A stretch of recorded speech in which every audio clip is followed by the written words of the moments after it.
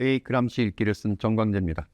이 큰 대전제는 대한민국 사회는 좌파 상식의 사회다라는 전제 하에서 쓰여 있는 겁니다.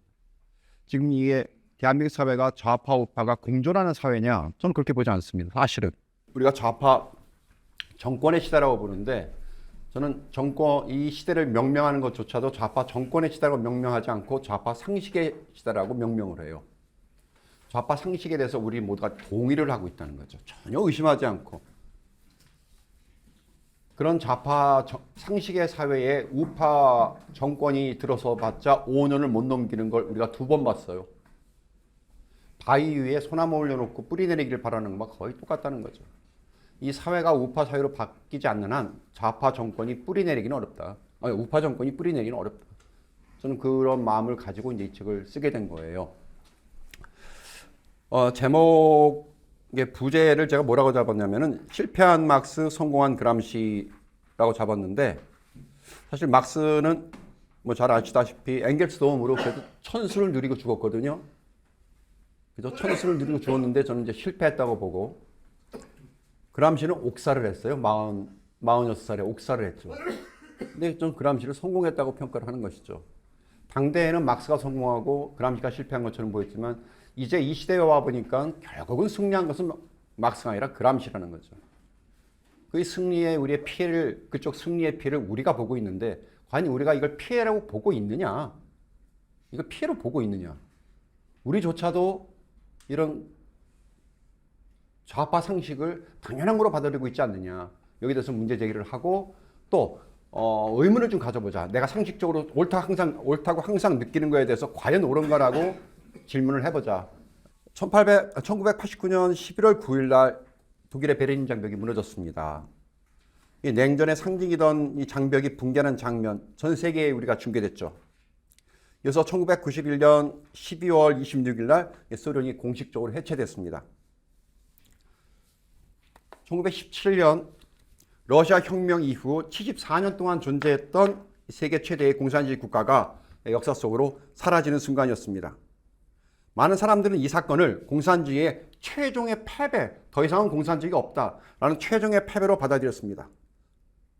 아닌 게 아니라 실제로 동유럽 공산 정권들도 연쇄적으로 붕괴했고, 심지어 중국조차도 계획경제를 포기하고 시장경제로 들어오기 시작했습니다. 당시 미국의 정치학자 프란시스 후쿠야마는 자유민주주의와 시장경제가 이제 인류 정치 발전의 최종 단계에 도달했다라고 주장했습니다. 이게 섣불렀어요. 그의 책 역사의 종말은 냉전 이후 세계를 상징하는 저작이 되었습니다. 적어도 겉으로 보기에는 막스가 패배했고 자유주의가 승리한 것처럼 보였습니다. 근데 이상한 일이 벌어졌습니다. 공산당은 사라졌는데 문화적인 갈등, 공산주의와 자유주의의 문화적인 갈등은 계속되었습니다. 오히려 더 확대되었습니다. 계급 혁명을 주장하던 정당들은 쇠퇴했지만 오히려 투쟁의 장소가 당이 아니라 대학, 언론, 문화예술계, 시민단체를 둘러싸서 논쟁이 더 치열하게 되었습니다. 서구 사회에서는 정체성 정치, 예를 들면 여성운동, 흑인운동, 소수자 운동, 이런 정체성 정치, 또 젠더 논쟁, 역사 투쟁, 정치적 PC, 이런 논쟁들이 확산되고 또 확대되었습니다. 한국에서도 역사 교과서 문제 있었죠. 또 국가의 정체성 문제가 또 지금도 계속 거론되고 있죠. 교육, 방송, 표현의 자유를 둘러싼 충돌이 계속 반복되고 있습니다. 근데 왜 이런 일이 벌어진 것인가? 어떻게 해서 이런 일이 계속되고 있는가? 마크스가 얘기하기를 자본주의가 계속 발전할수록 노동자는 계속 빈곤해지고 결국 혁명이 일어날 거라고 마크스는 예측을 했습니다. 그러나 서유럽의 현실은 달랐습니다.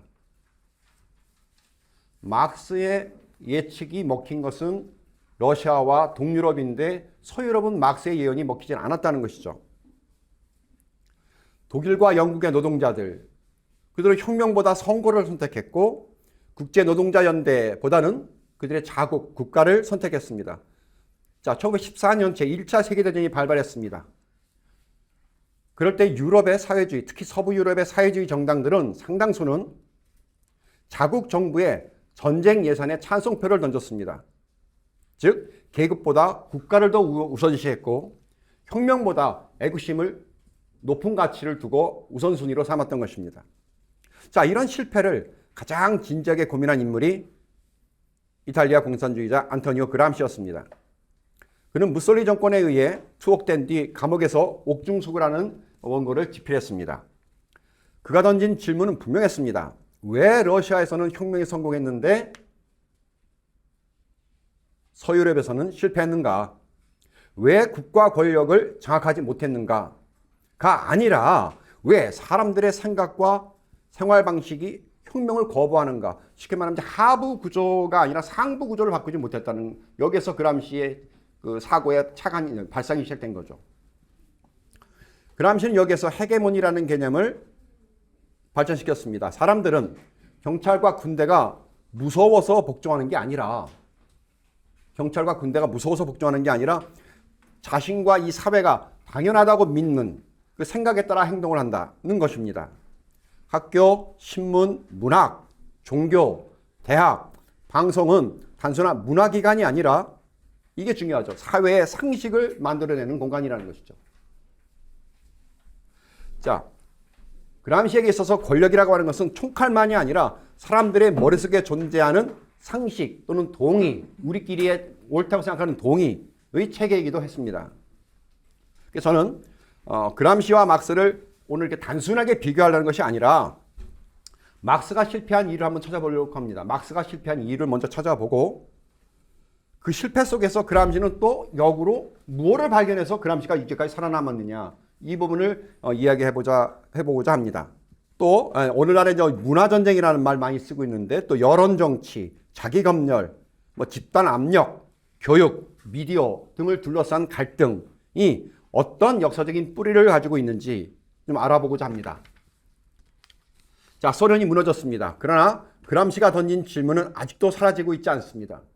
특히 대한민국을 지배하는 모든 우리가 좌파적 상식은 그람시의 영향하에서 만들어진 것이다. 저는 그렇게 확신하고 있습니다. 어쩌면 현대사회에서 더 중요한 것은 국가를 누가 지배하느냐, 누가 정권을 잡고 있느냐가 아니라 사람들이 무엇을 상식으로 믿고 있는가, 무엇이 옳다고 믿고 있는가, 세계관이 무엇인가, 그런 것일지도 모르겠습니다. 저는 이제 오늘 짧은 시간 안에 이제 이런 문제를 중점적으로 또 얘기를 좀 해보고 싶어 합니다. 자, 그 다음, 막스는 왜 실패했는가? 1848년 2월, 유럽은 혁명의 열기에 휩싸여 있었습니다. 프랑스에서는 왕정이 무너졌죠. 독일, 오스트리아, 이탈리아, 그 각지에서 봉기가 이어졌습니다. 또 자유주의자와 민족주의자, 사회주의자들이 각각 모두 기존 체제에 도전을 하던 그런 시기였습니다. 바로 그 해에, 즉 1848년에 런던에서 막스와 엥겔스가 공산당 선언이라는 책을 출간했습니다. 이 책은 인류의 역사를, 계급투쟁의 역사를 규정하고 자본주의가 스스로의 모순 때문에 붕괴할 것이라고 주장했습니다. 지금까지 존재한 모든 사회의 역사는 계급투쟁의 역사다라고 하는 선언은 이후 세계의 정치 사상에 거대한 영향을 끼쳤습니다. 실제로 당시 유럽 사회는 막스의 분석이 상당히 설득력을 가질 만한 그런 상태, 그런 생활 환경 속에 있었죠. 산업혁명이 일어났습니다. 엄청난 부를 만들어냈습니다. 그런데 그 부는 고르게 분배되지 않았습니다. 그래서 막스가 먹힌 거죠. 막스의 주장이. 영국 공장법 조사 보고서, 또 탄광 조사 기록을 보면 장시간 노동, 아동 노동, 열악한 위생환경 등이 반복적으로 등장합니다. 맨체스터와 버밍엄 같은 그런 산업도시에서는 빈민가가 급속히 형성되고 확장되었습니다. 또 노동자들의 평균 수명이 농촌 지역보다 훨씬 낮았습니다. 이와 같이 막스가 자본주의를 비판하게 된 배경은 추상적이지 않았습니다. 아주 구체적인 이런 현실이 존재했기 때문에 막스의 관점, 막스의 공산주의 선언이 나올 수밖에 없었던 것입니다. 그러나 막스의 통찰이 날카로웠다, 이것과 막스의 예측이 정확했다, 이건 별개의 문제입니다. 통찰이 날카로운 것과 그 통찰의 결과 예측이 정확했다, 이건 별개의 문제인 거죠. 막스는 산업사회의 모순을 누구보다도 강력하게 지적했지만 인간을 움직이는 동기가, 기본적인 동기를 지나치게 경제 문제 하나에 집중해서 설명하는 것입니다. 노동자는 자신의 계급적 위치를 깨닫게 되면, 막스 입장에서 노동자가 자신의 입장을 깨닫게 되면 결국은 혁명을 선택할 것이고, 자본주의가 발달할수록 계급 대립은 더욱더 심화될 것이고 격화될 것이라고 예상을 했습니다. 그러나 19세기 후반에 유럽은 막스가 예상했던 방향대로 움직이지 않았습니다. 영국 노동자의 실질 임금은 지속적으로 상승했고 노동조합은 합법성을 획득했고 선거권 역시 확대되었습니다. 1850년대 이후 영국 노동자들의 생활 수준은 꾸준히 향상되었다는 것을 주장하고 있습니다. 노동자들은 혁명보다 임금 인상, 노동시간 단축, 사회보험 확대를 통해서 현실을 개선하는 방향으로 길을 선택했습니다. 그러다 보니 계급전쟁은 막스의 예상보다 약했고 개혁 정치는 오히려 예상보다 강했습니다. 독일의 사례는 더욱더 흥미롭습니다. 1871년 독일 제국이 성립된 뒤 비스마르크는 사회주의 세력을 억제하는 동시에 노동자층을 국가 안으로 끌어들이는 정책을 추진했습니다. 1883년 질병보호법, 84년 산재보호법, 89년 노령연금법이 차례대로 시행되었고 그 법들이 오늘날 복지국가의 출발점으로 평가받는 제도들입니다. 막스는 자본주의 국가와 노동계급이 정면으로 충돌할 거라고 예상했지만 실제로 독일 노동자들은 국가가 제공하는 사회보장과 정치 참여를 통해서 국가 체제 안에서 자신의 위치를 확대해 나갔습니다. 혁명이라고 하는 막스가 얘기하는 혁명은 미래에 대한 약속이었지만 그들 눈앞에 있는 복지제도는 바로 눈앞의 현실이었습니다. 자, 이러한 선택은 막스의 이론 갖고 설명하기 어려운 부분들이었던 것입니다. 막스가 놓칠 수밖에 없는 부분들인 거죠. 더욱더 결정적인 타격은 민족주의였다. 막스는 노동자에게는 조국은 없다고 선언했습니다. 그는 국제노동자연대가 국경과 민족을 넘어서 형성될 거라고 믿었습니다. 실제로 1864년 국제노동자협회가 창설되었고 유럽 사회주의자들은 국제주의를 강조했습니다.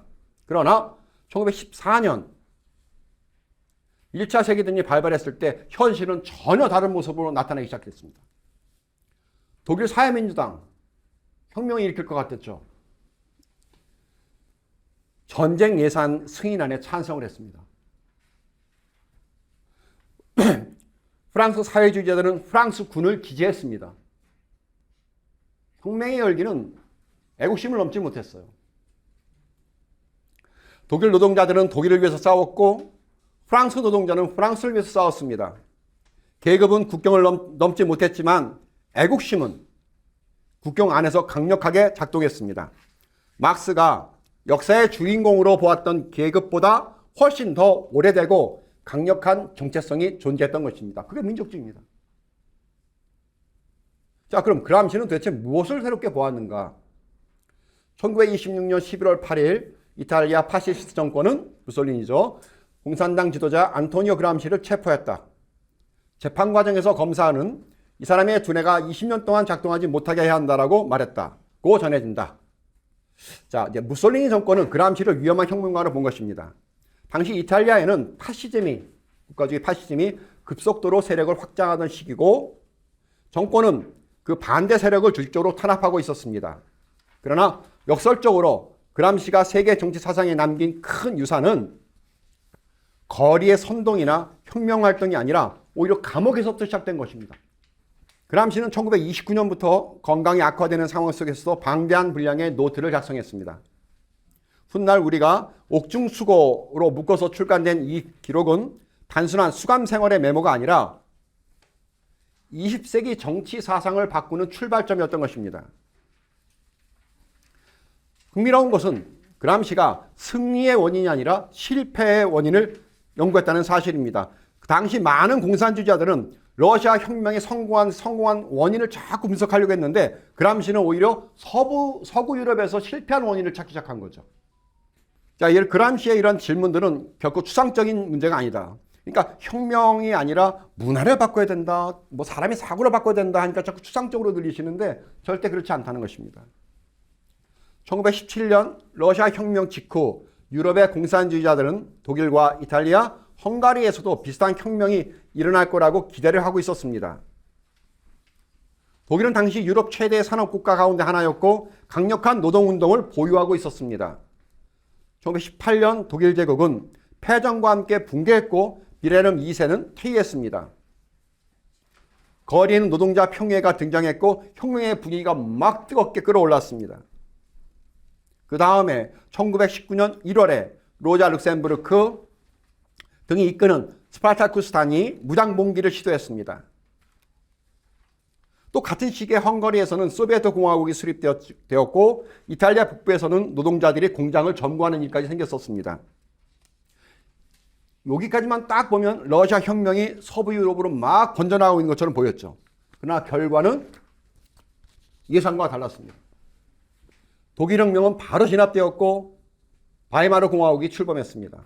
헝가리의 소비에트 정권 몇 달 못 갔습니다. 이탈리아 노동운동 그 국가 권력을 장악하지 못했습니다. 결국은 러시아를 제외하면 혁명은 거의 모두 좌절되었습니다. 그람시는 바로 왜 실패했느냐 그 원인에서부터 자신의 사고를 출발했습니다. 왜 러시아에서는 가능했던 일이 독일에서는 불가능했나? 왜 노동자들은 막스가 예상한 방향대로 움직이지 않았는가? 많은 막시스트들은 지도부의 실수나 또 뭐 조직의 부족, 조직력의 부족을 원인으로 설명했습니다. 그러나 그람시는 더 깊은 원인을 찾아냈습니다. 그람시가 보기에 러시아와 서부 유럽은 정치적 지형 자체가 달랐습니다. 1917년 러시아는 시민사회가 상대적으로 취약했던 시절. 독립언론, 어떤 자율적인 대학, 종교단체, 뭐 지방자치 전통 이런 게 서유럽에 비해서는 상당히 약했었습니다. 그러나 반면에 영국과 프랑스, 독일에서는 국가 뒤에, 국가의 밑바닥에 있는 방대한 사회적인 기반이 존재했었습니다. 교회, 학교, 신문, 출판사, 노동조합, 직업단체, 지역공동체, 시민결사체가 네트워크로 촘촘하게 연결되어 있었습니다. 따라서 정권 하나를 무너뜨린다고 사회 전체가 무너지는 사회가 아니었던 것입니다. 서부 유럽은. 정부를 장악할 수는 있어도 사람의 사고방식까지 단숨에 바꿀 수가 없었습니다. 바로 이 지점에서 그람시는 국가와 시민사회를 구분하기 시작했습니다. 국가와 시민사회의 구분. 국가가 군대와 경찰, 법원, 관료 이런 것을 의미한다면 시민사회는 학교, 언론, 종교기관, 문화조직 이러한 공간입니다. 러시아 혁명이 국가를 점령하는 데 성공했더라도 서부 유럽의 혁명은 사회 자체를 설득해야 하는 문제에 부딪혔던 것입니다. 자, 여기서 등장하는 개념이 바로 헤게모니라고 하는 개념입니다. 헤게모니를 우리가 이제 패권이라고도 하지만 상식, 동의 이렇게 넓은 범위로 우리 해석할 수도 있을 것 같아요. 오늘날 헤게모니라는 말은 흔히 패권이라는 뜻으로 사용되지만 그람시가 사용하는 의미는 훨씬 더 복합적이었다. 그람시는 권력이 반드시 강제력을 통해서만 유지되는 것은 아니라고 보았다. 사람들은 경찰의 총이 무서워서가 아니라 자신이 당연하다고 믿는 그 가치에 따라 움직인다고 그람시는 생각했다. 자, 민주주의 국가에서 시민이 세금을 내는 이유.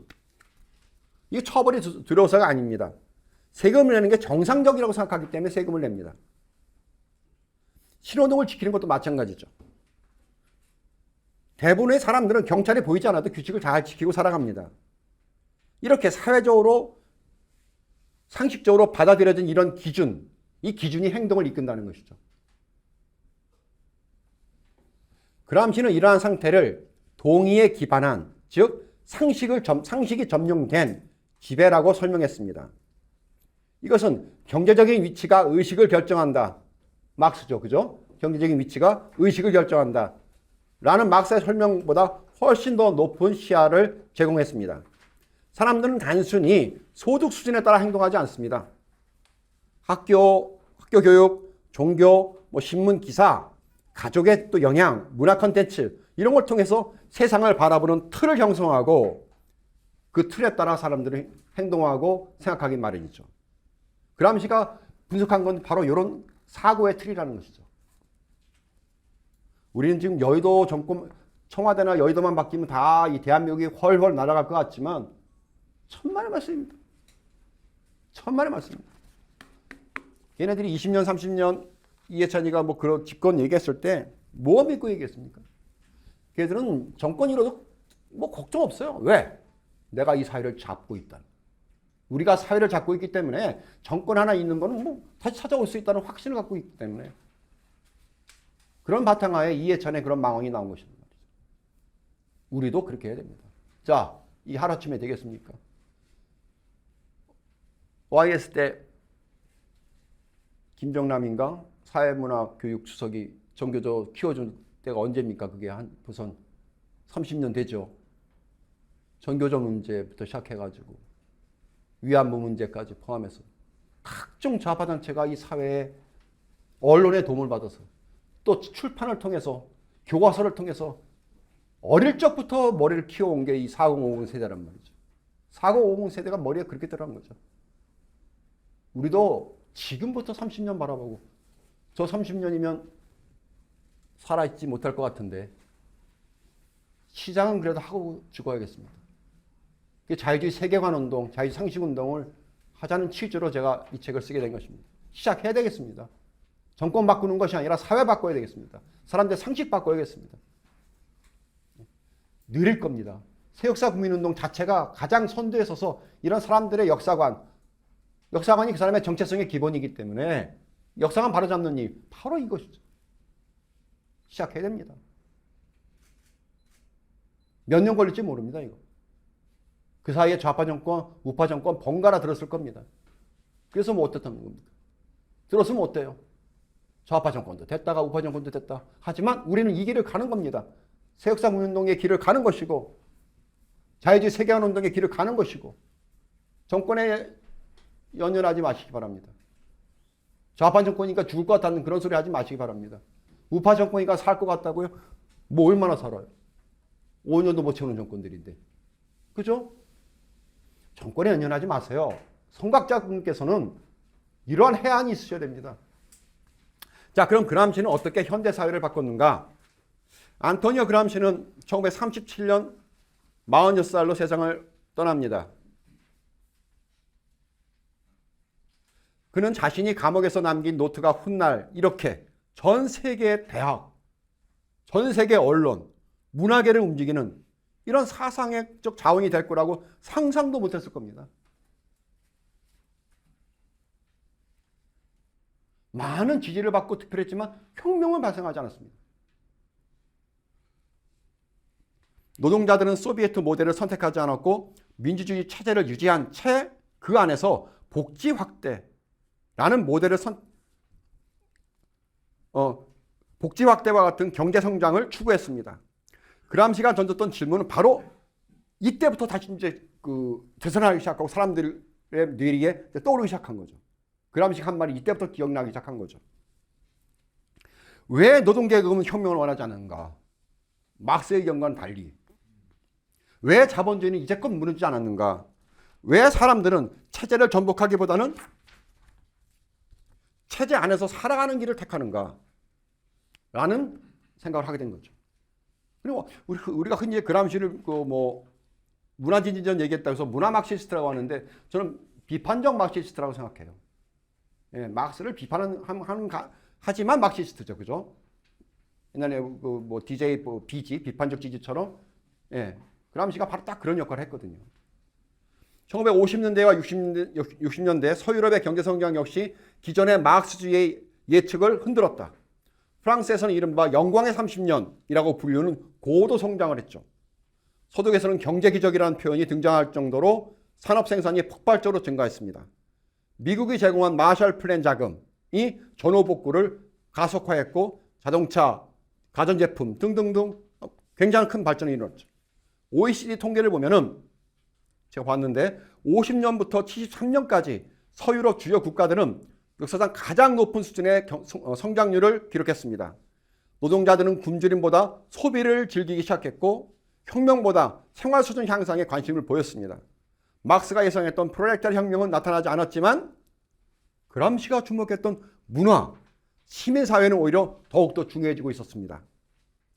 사회를 움직이는 힘이 노동자들의 공장에서 이제 학교와 언론, 대학, 이런 문화공간, 극장으로 옮겨지기 시작했습니다. 자, 이러한 변화가 가장 폭발적으로 일어난 것이 68년 파리 학생 사건입니다. 1968년 5월 파리에서 시작된 학생운동은 단순한 시위가 아니었습니다. 처음에는 낭떼 대학의 학내 갈등에서 출발했지만 이게 솔본 대학으로 확산되었고 수백만 명의 노동자가 파업에 동조함으로써 프랑스 사회 전체가 흔들렸습니다. 자, 이럴 때 드골 정부는 심각한 위기에 직면했습니다. 그러나 이 운동은 러시아 혁명과는 본질적으로 달랐습니다. 학생들은 흔히 얘기하는 대로 생산수단의 국유화, 프롤레타리아 독재 한마디도 외치지 않았습니다.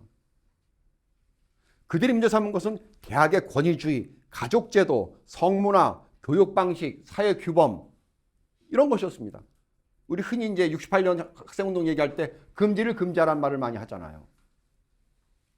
자, 그 다음에 혁명의 대상이 이제 국가 권력에서 일상생활로 내려오기 시작한 것이죠.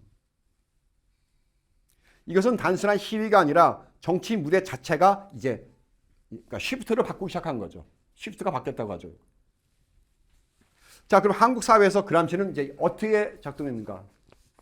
우리 얘기를 좀 해보겠습니다. 대한민국은 소련도 아니고 이탈리아도 아닙니다. 안토니오 그람시가 활동했던 1920년대 유럽도 아닙니다. 한국의 현대사는 그 출발점부터가 달랐습니다. 한국은 공산혁명을 경험하지 않았습니다. 해방 이후 자유민주주의와 시장경제를 국가 운영의 기본 원리로 채택했고 또 한국 전쟁을 거치면서 반공주의가 국가 정체성의 중요한 축이 되었고 냉전은 오랫동안 한국 사회의 정책인 환경을 규정했습니다. 따라서 한국을 단순히 서부 유럽의 그 좌파 운동의 연장선으로 설명할 수는 없습니다. 그럼에도 불구하고 한국 사회를 자세히 들여다보면 그람시가 던졌던 그 질문과 너무나 놀라울 정도로 닮은 장면이 계속해서 일어나고 있다는 거죠. 왜 이 대한민국 사회는 법보다 사회적인 분위기가 더 큰 영향력을 갖는가? 왜 선거 결과와 문화적인 영향력이 일치하지 않는가? 선거로 짓고 나면 문화까지 바뀔 줄 알았는데 아니란 말이죠. 문화는 요지부동이란 말이죠. 전혀 일치하지 않아요. 왜 사람들이 법적 처벌보다 사회적인 낙인을 더 두려워하는가? 왜 역사교육과 역사 교과서를 둘러싼 논쟁이 수십 년째 계속되고 있는가? 자, 이러한 현상은 단순한 정치 갈등이 아니라 시민사회와 문화 영역의 힘이 어떤 것인지, 얼마큼 센 것인지를 보여주는 좋은 사례라고 볼 수 있습니다. 이걸 우리가 자세히 들여다보려면 일단 저는 1980년대 이후에 한국 사회의 변화를 좀 살펴볼 필요가 있다고 생각합니다. 80년대 이후, 너무 멀리 갈 건 없고 80년대 광주사태 이후에 대학가는 빠르게 정치화되었습니다. 당시 학생운동은 민족해방 계열, 민중민주주의 계열 등으로 양분되어 있었지만 사실은 그 둘 다가 공통적으로는 민주화, 반독재, 사회개혁을 주장했습니다. 흔히 얘기하는 이제 87 얘기가 나오는데, 자, 87년 6월 항쟁은 이 흐름의 정점이었습니다. 6월 10일부터 전국적으로 확산된 시위는 직선제 개헌을 이끌어냈고 결국 대통령 직선제 부활이라는 정책인 변화를 만들어냈습니다. 이것은 대한민국 민주화 과정의 어떤 결정적인 전환점으로 평가됩니다. 흔히 얘기하는 877 얘기하는 것이죠. 자, 문제는 중요한 것은 여기서 끝나지 않았습니다. 이게 당시 학생운동을 경험한 세대, 가 이후에 사회 각 분야로 흩어졌습니다.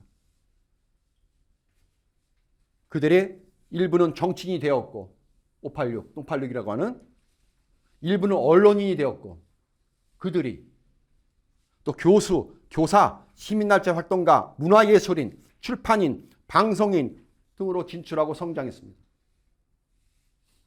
여기서 주목해야 할 점은 특정한 정치 성향이 아니라, 그 자체가 아니라 하나의 세대가, 한 세대가 교육, 문화 영역에서 장기간 영향력을 미칠 수 있는 헤게모니를 잡게 되었다는 것이죠. 그들이.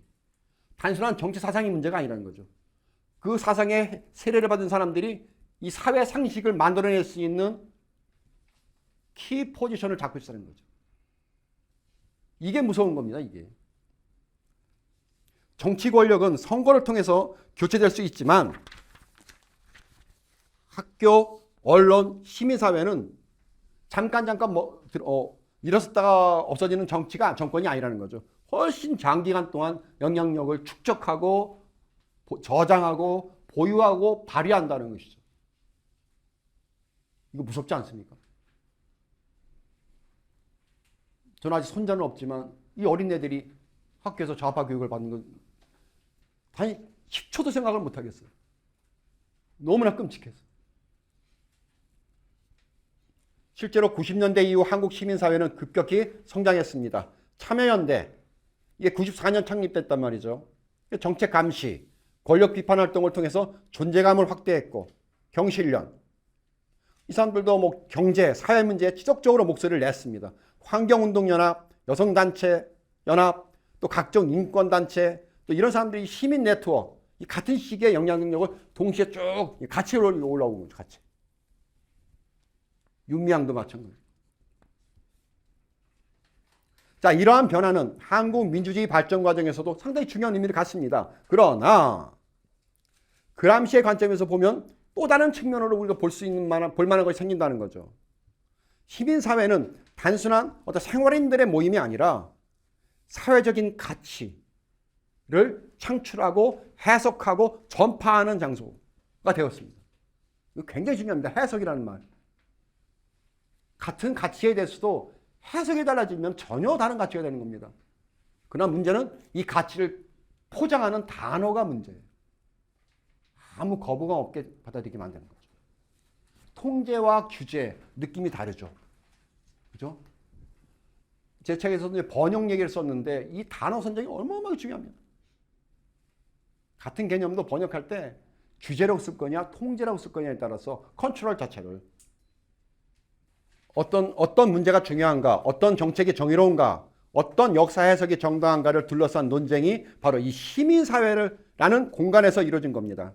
따라서 이 시민사회는 정치 권력과는 별개로 사회적인 영향력을 형성하는 독자적 영역이 된다. 교육 분야의 변화를 좀 보겠는데요. 한국교육개발원과 교육부 통계를 보면 1980년대 대학 진학률이 계속 이후에 지속적으로 상승했고 70년대 후반에 약 20% 정도였던 대학 진학률이 90년대 가면은 급격히 증가해서 60% 이상 증가돼. 60% 이상이 대학 가죠. 2000년대에는 세계 최고 수준입니다. 80%까지 갑니다. 전문대포가. 대학은 더 이상 소수 엘리트들의 공간이 아니었다. 자, 수많은 청년들이 대학 교육을 경험하게 되면서 대학은 이제 사회적인 인식, 가치관 형성에 막대한 영향력을 끼치는 권력기관으로 변모했습니다. 이런 환경 속에서 역사 교육을 둘러싼 논쟁, 더욱 중요하죠. 대한민국 건국 시점을 어떻게 볼 거냐, 임시정부와 대한민국의 관계를 어떻게 설명할 것인가, 산업화, 민주화 가운데 뭐를 더 강조할 것인가, 이런 논쟁들이 사실은 이게 단순한 견해 차이가 아닌 거죠. 그 의미가. 왜? 미래 세대가 앞으로 어떤 역사관을 가지고 살 건가. 이걸 결정하게 되는 경쟁인 거죠. 전쟁 아닙니까? 그러니까.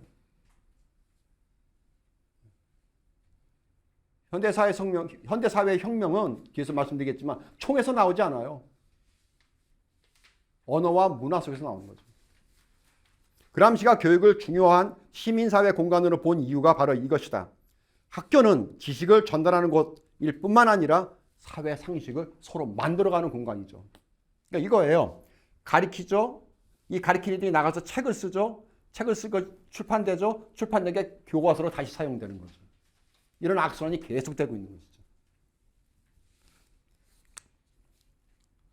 사회적인 상식을 형성하는 공간이기 때문이다. 자, 언론 환경의 변화도 비슷한 흐름을 보여준다. 이번에 언론 문제 좀 보겠습니다. 87년 이전에 한국 언론은 좀 강력한 정적인 통제를 받았지만 민주화 이후 언론의 자유는 크게 확대되었다. 동시에 언론의 사회적 영향력도 빠르게 커졌다. 90년대에 한국 사회에서 주요 신문과 방송은 여론 형성의 중심이었다. 방송이 여론을 형성했거든요. 90년대에. 잘 보세요. 조중동, 이게 신문 시장을 주도했고 KBS, MBC, SBS, 이게 방송 여론을 이끌었습니다. 근데 2000년 이후에 되면 이게 달라지는 거죠. 인터넷이 등장하면서 상황이 또 변했습니다. 2002년 대통령 선거는 인터넷 정치의 출발점으로 평가될 수 있습니다. 온라인 커뮤니티, 인터넷 뉴스가 기존 언론과 거의 맞먹는 영향력을 행사하기 시작했습니다. 예를 들어 2008년도 미국산 쇠고기 파동 있죠. 이때 촛불 집회, 이거 뭐로 만들었습니까? 이거 인터넷 네트워크가 만들어낸 겁니다. 이게. 2016년 박근혜 대통령 탄핵 과정에서도 SNS와 온라인 뉴스는 여론 형성의 핵심 공간으로 기능했다. 여론은 더 이상 신문사와 방송국만 만들어내는 것이 아니었다. 이제는 누구나가 콘텐츠를 생산할 수 있는 시대가 열린 것이다. 이게 중요한 거예요. 자, 이 과정에서 새로운 형태의 사회적인 압력이 등장합니다. 과거에는 국가 권력이 여론을 통제했다면 오늘날은 여론 자체가 강력한 영향력을 행사하는 경우가 많습니다. 기업은 소비자 불매 운동을 우려하고 연예인은 온라인상의 비난을 아주 민감하게 반응합니다. 정치인은 실시간 댓글, SNS 반응을 계속 분석하고 교수와 교사 역시 공적 발언의 파장을 고려합니다. 물론 이러한 현상은 세계 여러 나라에서도 공통적으로 나타나지만 한국에서는 더 강하게 체감되는 경우가 적지 않습니다. 사회학 연구들은 한국 사회가 비교적 집단지향적 성향을 보인다고 분석해왔습니다. 가족, 학교, 직장, 지역 공동체가 개인에게 미치는 영향력이 사실 굉장히 크고 또 타인의 평가에 대한 관심도 높은 편입니다. 한국 사회가 특히. 이러한 환경에서는 사회적인 인정과 비난의 힘이 더욱 커질 수밖에 없습니다. 그러니까 어떤 법보다는 사회적인 분위기가 더 큰 영향력을 미치고 사람들의 정치 영역에서 비슷한 현상을 발견할 수가 있습니다. 한국 정치에서는 정책의 효율성보다 뭐가 더 우선시됩니까? 도덕성이에요. 이게 정책을 누가 잘 시행할지를 뽑는 게 아니라 누가 공자의 수제단지를 뽑는 거죠, 이게.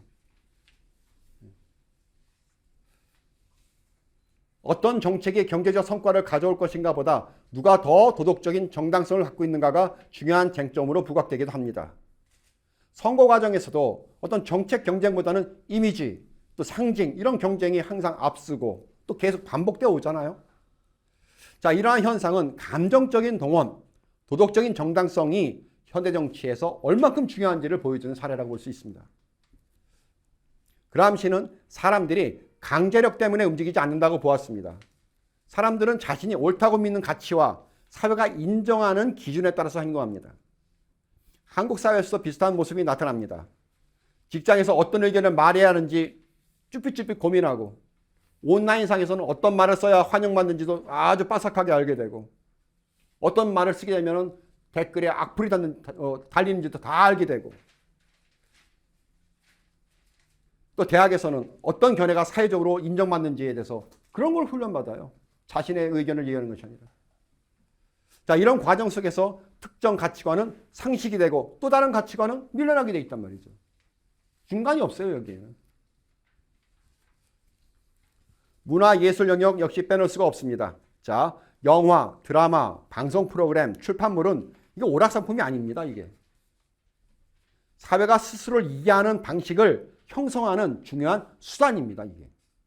내가 이 사회를 뭐라고 볼 것이냐를 풀어내는 것이 드라마죠.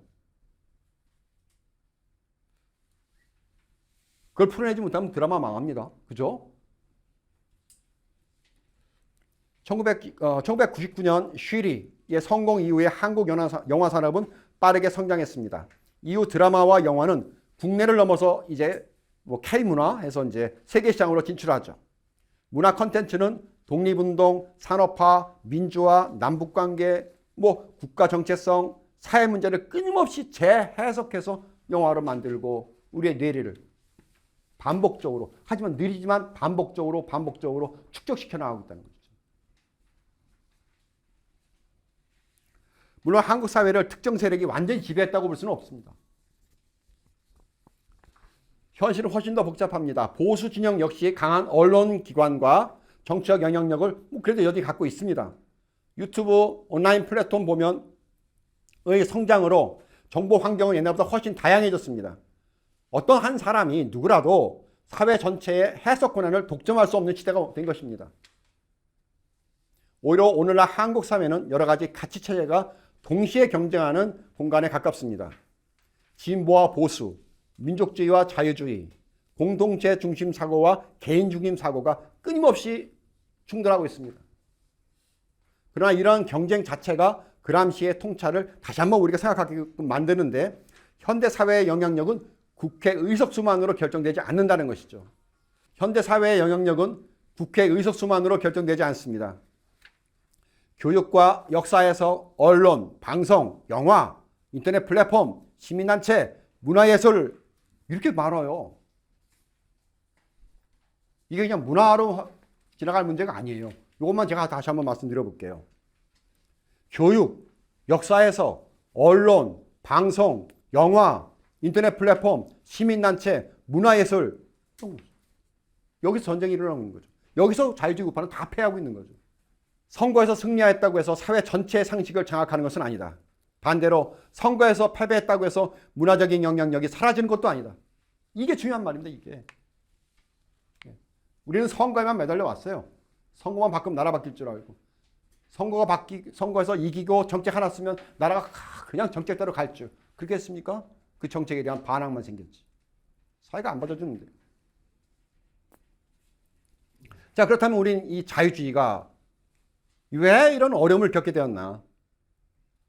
또 앞으로 뭘 어떻게 해야 회복될 수 있는가? 이런 걸 좀 얘기해 보겠습니다. 아까 말씀드린 대로 89년 베를린 장벽이 붕괴되었을 때 많은 사람들은 자유주의 시대가 이제 시작되었다고 생각했습니다. 그렇게 판단할 만한 이유도 충분히 있었습니다. 그 당시에는. 91년 또 소련이 해체되고 냉전이 끝나고 동유럽 공산 정권들이 막 사라지고 독일이 통일되고 중국조차 78년도 개방 개혁 이래 버렸단 말이죠.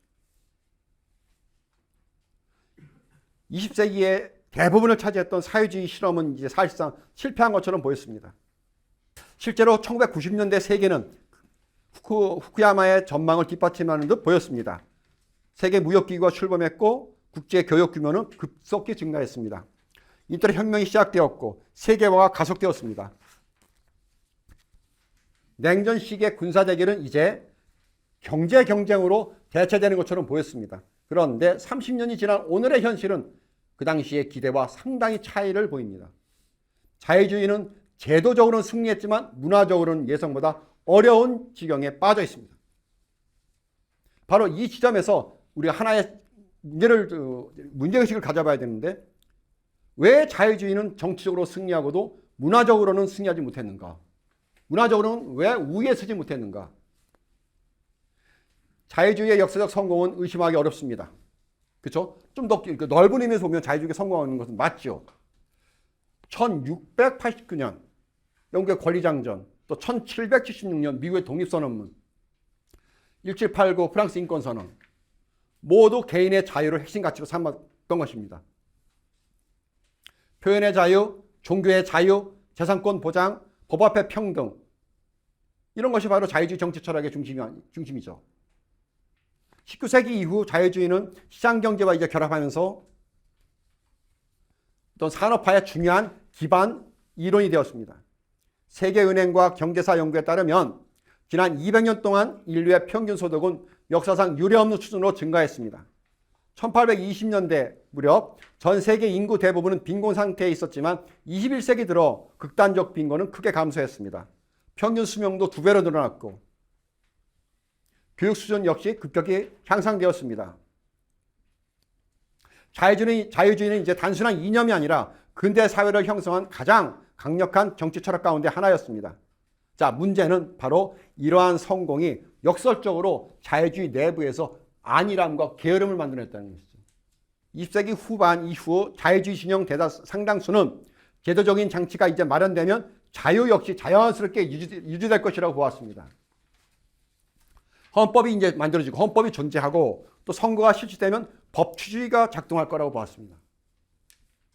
그럼 자유사회는 자동적으로 또 유지가 될 거라고 보았습니다. 또 그렇게 기대했습니다. 그러나 그람시가 던진 질문은 전혀 다른 방향의 것을 말하고 있었습니다. 사람들은 무엇을 배우는가? 무엇을 상식이라고 생각하는가? 무엇이 정의롭다고 판단하는가? 자유주의는 이러한 문제에 대해서 거의 관심을 두지 않았다는 거죠. 학생들이 뭘 배우고 있는지, 이 사회 상식이 무엇인지, 뭐가 정의인지, 오로지 정권 잡고 오로지 대통령 바꾸는 거 하나. 이 제정신입니까 이게? 선거제도와 시장경제를 방어하는 데는 성공했습니다. 예. 자유주의가. 하지만 교육, 문화 등 이 가치관 형성을 하는 이런 과정에 대해서는 충분한 관심을 두지 못했던 것이 사실입니다. 문화 영역을 중시하는 여러 가지 사상적 흐름은 또한 대학, 무관심했어요 우리가. 출판, 언론, 예술 분야. 예술? 딴따라. 지각에 뭐 한다고. 결과적으로 자유주의는 제도적인 승리를 거뒀습니다만 문화적인 기반은 당연한 것으로 우리를 따라올 것으로 여겼습니다. 그람시가 강조했던 시민사회의 중요성을 충분히 인식하지 못했던 것입니다. 오늘날 더 위험한 혁명은 무엇인가? 이거로 이제 결론을 내려보겠습니다. 그러니까 오늘날의 혁명은 무엇이냐? 총칼이 아니라는 거죠. 20세기의 혁명은 눈에 보였습니다. 군대가 동원되니까, 대통령이 바뀌니까, 군대가 움직이고 정부가 무너졌으며 국가가 바뀌었습니다. 또 국기도 바뀌었습니다. 혁명은 국가 권력을 장악하기 위한 투쟁이었습니다. 그러나 냉전이 끝나고 소련이 해체되자마자 많은 사람들은 혁명의 시대도 함께 끝났다고 생각했습니다. 총칼의 혁명의 시대는 끝났습니다. 그러나 문화혁명의 시대는 절대 끝나지 않고 지금까지 지속되고 있습니다. 혁명은 사라지지 않았습니다. 형태가 달라졌을 뿐입니다. 이게 집 앞에 써놔야 됩니다. 애들 책상 앞에. 안토니오 그람시는 사람들이 총칼 때문이 아니라 자신이 당연하다고 믿는 가치, 상식에 따라 움직인다고 보았습니다. 학교와 언론, 문화와 교육은 이제 우리 사회의 부속물이 아니라 사회를 진짜 움직이는 중요한 공간입니다. 과거의 공포가 국가 권력이었다면 오늘날의 영향력은 여론, 문화, 정보 흐름 속에서 작동합니다. 마지막 부분 한 번 더 읽고 말겠습니다. 그람시는 권력이 상식의 얼굴을 하고 나타난다고 말했습니다. 이것도 밑줄 그으세요. 밑줄 그으세요. 그람시는 권력이 상식의 얼굴을 하고 나타난다. 사람들은 자기 스스로 판단한다고 생각하지만 사실은 자기가 스스로 판단하지 못해요. 학교와 언론, 문화와 플랫폼이 만들어 놓은 주입한 그 분위기 속에서 생각하고 판단하죠. 자, 어떤 생각은 그래서 자유로운 상식이 되고 어떤 생각은 주변을 밀려나면서 현대의 영향력은 법률과 제도 안에만 존재하지 않는, 현대의 권력은 법률 속에만 존재하지 않는다는 것으로 제 오늘 강의의 결론을 맺겠습니다. 감사합니다.